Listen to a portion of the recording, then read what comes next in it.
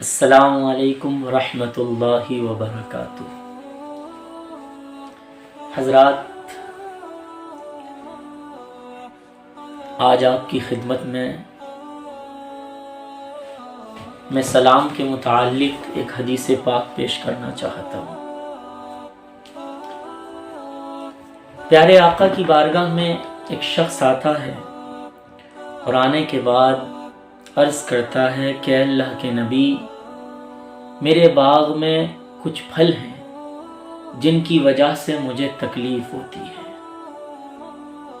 یعنی حدیث کا مفہوم یہ ہے کہ آنے والا شخص جو تھا اس کے باغ میں کسی دوسرے باغ والے کے پھل گر جاتے تھے اور ان پھلوں کی وجہ سے اسے تکلیف ہوا کرتی تھی۔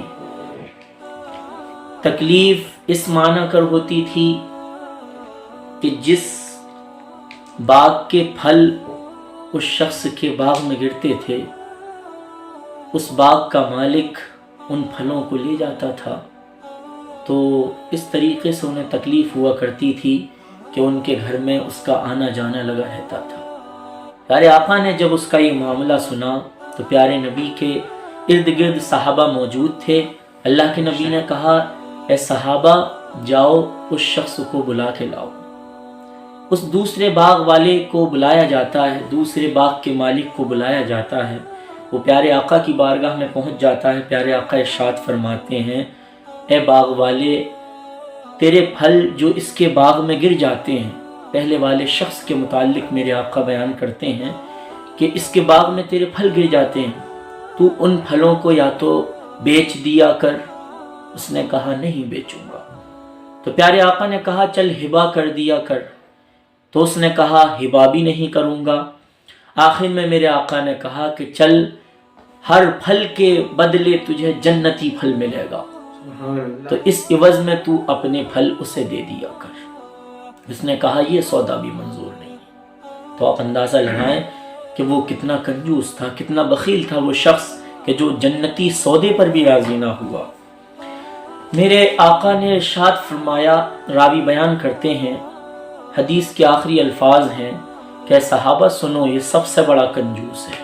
اے صحابہ، یہ سب سے بڑا کنجوس ہے کہ جنتی سودے پر بھی راضی نہ ہوا، لیکن اے صحابہ، اس سے بھی بڑا کنجوس ہے۔ صحابہ نے عرض کیا ہوگا کہ اللہ کے نبی وہ کون ہے؟ تو پیارے آقا نے ارشاد فرمایا کہ یقیناً یہ بہت بڑا کنجوس ہے، لیکن اس سے بھی بڑا کنجوس وہ ہے، اس سے بھی بڑا بخیل وہ ہے جو سلام کرنے میں کنجوسی کیا کرتا ہے۔ اللہ اکبر کبیرہ۔ تو جو سلام میں کنجوسی کرے، اس کے متعلق میرے آقا نے کہا کہ وہ بہت بڑا کنجوس ہے، بہت بڑا بخیل ہے۔ تو ہمیں سلام کرنے کی عادت بنانی چاہیے۔ میرے آقا ارشاد فرماتے ہیں کہ جو سلام میں پہل کرتا ہے وہ اللہ رب العزت کی رحمت کا زیادہ مستحق ہوتا ہے۔ یہ تھی وہ حدیث جو میں آپ کے سامنے بیان کرنا چاہتا تھا۔ اللہ رب العزت عمل کی توفیق عطا فرمائے۔ السلام علیکم ورحمۃ اللہ وبرکاتہ۔